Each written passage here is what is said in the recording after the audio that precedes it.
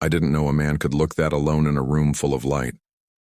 My hands are shaking as I wipe down table 7 for the 3rd time tonight, the rag moving in circles that mirror the chaos in my chest. It's 11:47 p.m., and I'm humming without realizing it. Some old jazz standard my grandmother used to sing while cooking, the melody wrapping around me like a threadbare blanket. The cafe is nearly empty, just me, the hiss of the espresso machine, and him. He sits in the corner booth, the one with the torn vinyl seat I keep meaning to report. His suit probably costs more than my annual rent. Charcoal gray, perfectly tailored, the kind of expensive that whispers rather than shouts, but it's his face that stops me mid-wipe. Handsome in that brutal, carved-from-stone way that makes you think of Greek tragedies and winter mountains. Dark hair touched with silver at the temples. And his eyes. God, his eyes are the color of a storm you can't outrun. He's staring at his untouched coffee like it holds answers to questions he's afraid to ask. I've worked at Rosie's Diner for 3 years. I've seen drunk college kids, lonely truckers, insomniacs hunting for human contact at midnight. But I've never seen someone carry grief like a second skin the way this man does. It radiates from him in waves, this profound, aching emptiness that makes my throat tight. The song changes on my lips, something slower, sadder. The very thought of you. I don't even realize I'm doing it until his head snaps up. Our eyes meet. The world tilts. I'm sorry, I say quickly, heat flooding my cheeks. I didn't mean to disturb you. I'll just don't. His voice is midnight and bourbon, rough around the edges. Don't stop. I freeze, the rag still clutched in my hand. He's looking at me now, really looking, and I feel stripped bare under that gaze, seen in a way that makes my pulse skip. The song, he clarifies, though something in his expression suggests he means more than just the melody. My wife used to hum that song. Used to. Past tense. The words hang between us like smoke. I'm so sorry, I whisper, and I mean it with every fiber of my being. He shakes his head slowly, his jaw working like he's trying to swallow something sharp. She died 4 years ago. Car accident. Quick. They said she didn't suffer. He laughs, but there's no humor in it. As if that makes the absence easier to bear. I should walk away, professional distance, but my feet carry me closer instead until I'm standing at the edge of his table, still holding that stupid rag like a lifeline. I lost my father 2 years ago, I hear myself say, heart attack, and people kept saying time heals everything. But what they don't tell you is that time just makes you better at pretending the wound isn't still bleeding. Something shifts in his face, a crack in that careful armor. What's your name? Elena. Elena. He says it like he's tasting wine, slow and deliberate. I'm Marcus. The name fits him. Strong, a little dangerous. Your coffee's cold, I say, because I need to say something that isn't I feel like I know you. Or why does looking at you feel like coming home to a place I've never been? I didn't come here for the coffee. Then why did you come? He's quiet for so long I think he won't answer. Then, I don't know anymore. Habit, maybe. This was the last place we went together before the accident. I've been coming back every Friday night for 4 years, ordering the same thing, sitting in the same seat, waiting for something, anything. To feel different than this. My heart is breaking and mending and breaking again. And does it? Feel different? He looks up at me, and there's something raw and wild in his eyes that makes my breath catch. Tonight it does. The words settle between us like a promise neither of us is ready to make. Outside, rain begins to fall, tapping against the windows in a rhythm that matches my racing pulse. I should refill his coffee. I should check on my other customers. I should do anything except stand here drowning in the depths of this stranger's pain and want and desperate fragile hope. Instead, I slide into the seat across from him. Tell me about her, I say softly. And Marcus, this beautiful, broken billionaire, begins to speak. I don't leave Marcus's table for 2 hours. The cafe officially closes at midnight, but I flip the sign to closed and lock the door without thinking twice. My manager would fire me if she knew. I don't care. Some moments matter more than paychecks and protocols. Marcus talks about Sarah, his wife, in a voice that trembles at the edges. How she laughed at her own jokes before delivering the punchline. How she collected vintage teacups she never used. How she'd wake him at 3 a.m. to watch thunderstorms from their bedroom window because she said lightning was God showing off. I listen and ache and understand why this man looks like he's been holding his breath for 4 years. She sounds extraordinary. I say when he finally goes quiet. She was. He runs a hand through his hair, leaving it disheveled in a way that makes him look younger, more vulnerable. And I've been so angry at her for leaving. Isn't that insane? Being furious at a dead woman for dying? No. I reach across the table before I can stop myself, my fingers brushing his wrist. The contact sends electricity up my arm. It's human. He stares at where we're touching, and I should pull away, but I can't make myself move. His skin is warm beneath my fingertips, his pulse beating steady and strong against my thumb. I haven't felt anything in so long, Marcus whispers. Not anger, not joy, not even real sadness anymore. Just this vast, empty nothing that goes on forever. But tonight, listening to you hum that song. He turns his hand over, palm up, an invitation. I felt something break open inside me. My hand slides into his. Perfect fit. Dangerous fit. Marcus, I breathe, and his name tastes like permission and warning all at once. Tell me I'm not crazy. His voice is rough, desperate. Tell me you feel this too. I should lie. I should protect us both from whatever this is, this impossible, overwhelming connection that makes no sense after 2 hours in one conversation. But I've never been good at lying. I feel it, I admit. Like I've been waiting for you without knowing I was waiting. Like every song I've ever hummed was practice for the moment you'd walk through that door. His grip on my hand tightens. I live in Manhattan. Penthouse on 5th Avenue. I run a tech empire worth billions. I have a calendar scheduled to the minute for the next 6 months. He laughs, bitter and bright. And I would burn it all down to keep sitting in this cracked vinyl booth listening to you talk. You don't know me, I protest weakly. Don't I? He leans forward, and suddenly the table between us feels both too wide and not wide enough. You bite your bottom lip when you're thinking.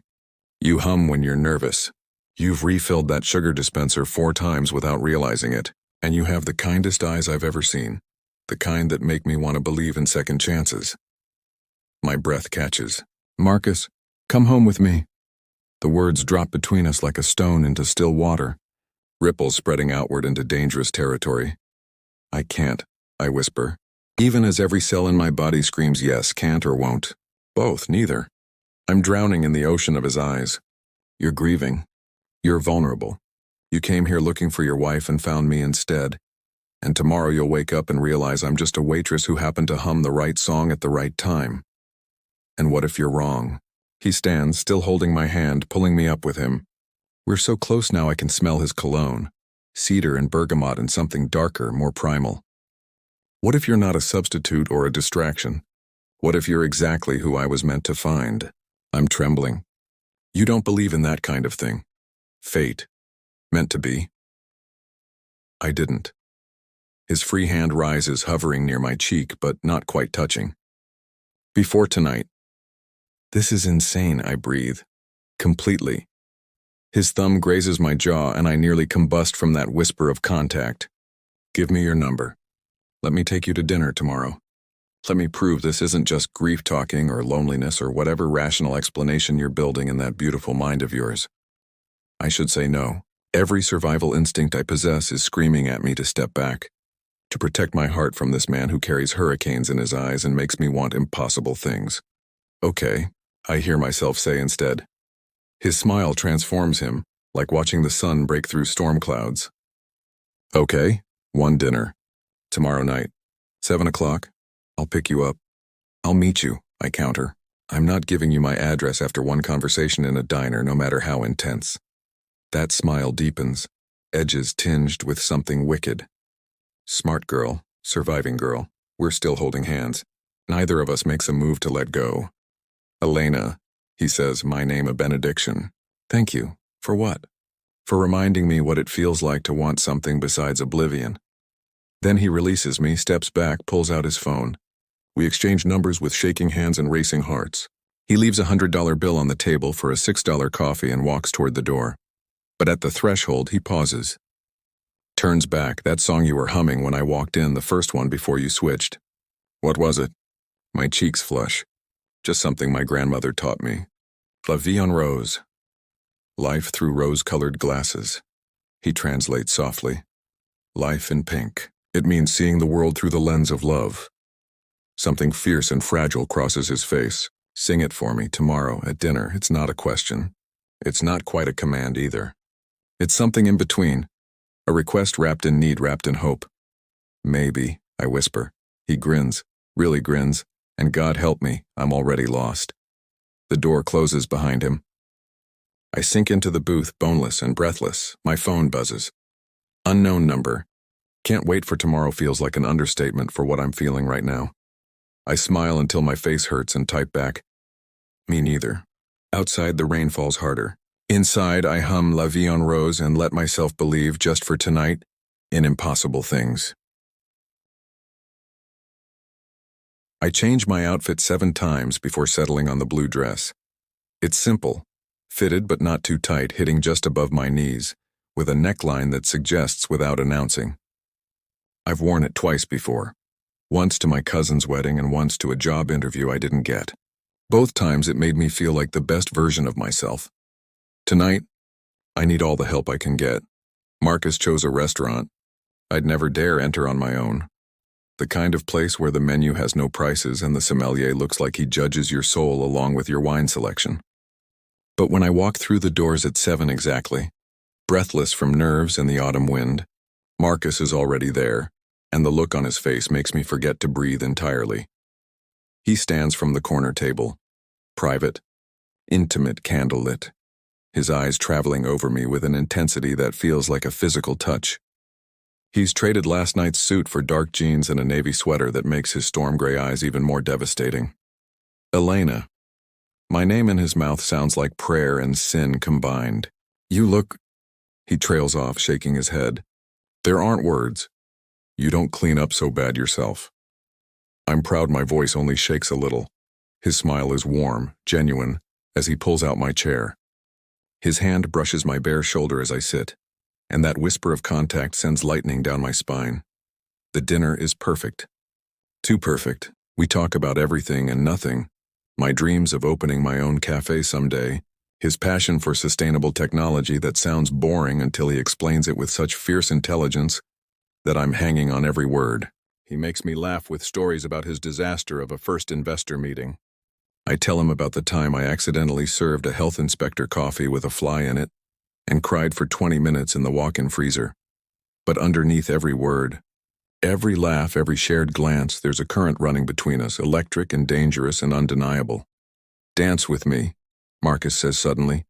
When dessert arrives, there's no music. He pulls out his phone, and suddenly the intimate space fills with soft jazz, the very song I was humming last night. La Vie En Rose. My heart stops. Starts again. Beats too fast, you remembered. I've listened to it 47 times since I left the diner. His hand extends toward me, palm up, an echo of last night's invitation. Dance with me, Elena. I take his hand because I'm incapable of doing anything else. He pulls me close, closer than is strictly proper for a first date in a public restaurant. His hand settles at the small of my back, warm and possessive. My palm rests against his chest, and I can feel his heart hammering against my fingers, matching the frantic rhythm of my own. We move together like we've done this 1,000 times before, like our bodies have been waiting for this moment to finally make sense. I haven't danced since Sarah, Marcus murmurs against my hair. Haven't wanted to. Haven't been able to imagine holding anyone else like this. I should pull back. Give him space to process. But I tilt my face up instead, finding his eyes in the candlelight. And now? Now I can't imagine not holding you. His thumb traces slow circles against my spine. Elena, I need you to understand something. What I'm feeling, it terrifies me. I spent 4 years building walls so high nothing could reach me. And you walked into my life humming a song and demolished every brick without even trying. Marcus, let me finish. His voice drops lower, intimate, meant only for me. I know this is fast. I know it doesn't make logical sense, but I also know that I haven't felt alive, really truly alive, since the moment Sarah died. And last night, sitting across from you in that diner, I felt something I thought was dead forever. What did you feel? I whisper. Hope. The word breaks between us, and desire, and terror that this is real, and even more terror that it might not be. We've stopped moving, though the music still plays. We're standing in the middle of this expensive restaurant, wrapped around each other like we're the only two people in the world. I'm scared too, I admit, because I look at you and I see someone who could destroy me without even meaning to. Someone I could fall for so completely that there'd be no coming back from it. His forehead drops to mine. Then let's be scared together. That's a terrible plan. It's the only plan I've got. I laugh and it comes out shaky, breathless. What are we doing, Marcus? I don't know. His hand slides up my back into my hair, cradling my skull with devastating gentleness. But I know I need to kiss you. I've needed to kiss you since the moment you sat down across from me last night and looked at me like I was worth saving. My pulses thunder in my ears. We're in public. I don't care. Someone might see. Let them. His face lowers toward mine with agonizing slowness, giving me every opportunity to pull away. But I rise on my toes instead, closing the distance between us. The kiss is soft at first, tentative, a question being asked and answered. Then something breaks. His mouth opens against mine, and I'm drowning in the taste of him. Wine and warmth and 4 years of pent-up longing finally finding release. My hands fist in his sweater. His fingers tangle in my hair. The world narrows to this, his lips, his hands, his ragged breathing matching mine. When we finally break apart, we're both shaking. Come home with me. Marcus breathes against my mouth. Not a command. Not quite a question. A plea wrapped in need. Every rational thought in my head screams that this is too fast, too intense, too dangerous. But my heart, my reckless, foolish heart, knows exactly what it wants. Yes, I whisper. His smile is blinding. Brilliant, broken open, beautiful. He throws cash on the table without counting it, grabs my hand and pulls me toward the door. We're laughing like teenagers stumbling into the October night, high on possibility and fear in this strange, magnetic thing between us. His car, a sleek black Mercedes that probably cost more than my entire life, is warm inside, intimate, the city lights blurring past the windows as he drives with one hand on the wheel and one hand clutching mine like a lifeline. Elena, he says as we pull up to a building that makes my diner look like a cardboard box. I need you to know this isn't just physical for me. This isn't me trying to replace what I lost or fill a void with the nearest willing body. I know, and I do. I feel it in every look, every touch, every word between us. This is me falling, he continues, voice raw, fast and hard and completely out of control. And I'm terrified you're going to wake up tomorrow and realize I'm just a broken man who doesn't deserve the gift you're giving me. I reach across the console, cupping his face in my hands. Then be terrified, be broken. Be whatever you need to be, but be it with me. He kisses me again, deeper this time, more desperate, and I taste the salt of tears on his lips. His or mine, I can't tell. Doesn't matter. We stumble into his building, into the elevator, unable to keep our hands off each other. The ride to his penthouse feels like an eternity and an instant all at once. The doors open directly into his apartment, all floor-to-ceiling windows and modern art and a view of Manhattan that steals my breath, but I barely notice, because Marcus is pulling me close again, his mouth finding mine, his hands mapping my body like he's memorizing every curve. Are you sure? He murmurs against my lips. I answer by kissing him harder. We don't make it to the bedroom. I wake up in Marcus's bed, wrapped in his arms and the weight of impossible decisions. Last night was perfect, devastating and beautiful and more than I ever imagined. But morning light brings reality. He's a billionaire grieving his dead wife, and I'm a waitress who fell too fast, too hard, too recklessly. Stop thinking so loud, Marcus murmurs against my neck. I can feel you spiraling. Before I can respond, his phone rings. The warmth drains from his face as he answers. When? A pause. I'll be there in an hour. He hangs up, jaw clenched. Sarah's parents are contesting her will. They're investigating my life, my relationships. If they find out about you, about us, they'll destroy me in court. Paint me as someone who never really loved their daughter. My stomach drops. So this is over. No. He turns to me, fierce and desperate. But I need to protect you from the media circus that's coming. Don't. I'm shaking as I dress. Don't make decisions for me because you think you're protecting me. Do you want me to leave? Or do you want to fight for this? I want you so much it terrifies me. His voice breaks. But my life is about to become a battlefield. Then let me fight with me. I cross to him, placing my hand over his racing heart. I'm not fragile, Marcus. I'm stronger than you think. I know. That's what scares me most, because strong people can survive anything, including losing me. I'm not going anywhere unless you tell me to go. He kisses me like I'm oxygen. Stay with me. Fight with me. The next 3 weeks are warfare. Sarah's parents launch their attack. The tabloids devour it. Marcus keeps me hidden, not from shame, but fierce protectiveness. We meet in secret. Stolen moments that make me fall harder while the secrecy kills us both. Then a photographer catches us leaving his building at 6 a.m. Me wearing his shirt, my hair wild, lips swollen. The photo is everywhere by noon. I barricade myself in my apartment, drowning in brutal headlines and reporter calls. Marcus shows up at midnight. I don't give a damn about the paparazzi, he says when I open the door. I care about you. What if everyone's right?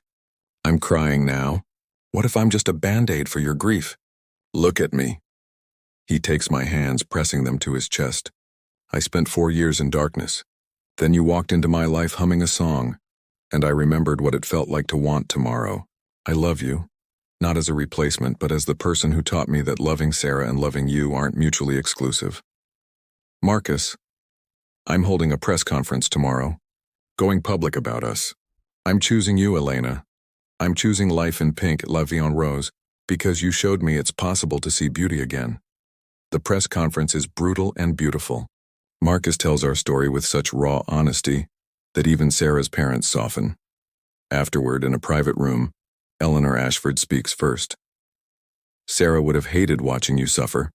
She'd want you to be happy. I loved your daughter, Marcus says quietly, but Elena makes me happy. Richard studies me. Sarah loved that diner. She hummed while she ate her chocolate croissant. Something breaks open. I served her. Multiple times. Eleanor's hand flies to her mouth. She always hummed. We'll drop the suit, Richard says finally. On one condition, come to dinner. Let us know the woman who brought our son-in-law back to life. 6 months later, Marcus and I stand in my café, our café, as the grand opening sign flickers, La Vie En Rose. His investment made it possible. My dream made it real. Life in pink, I say, looking at Marcus, means choosing love even when it's terrifying. Thank you for celebrating second chances with us. Marcus kisses me as the crowd applauds. I love you, he murmurs. I love you, too. Because sometimes broken people find each other in dive diners at midnight and build something whole from their shattered pieces.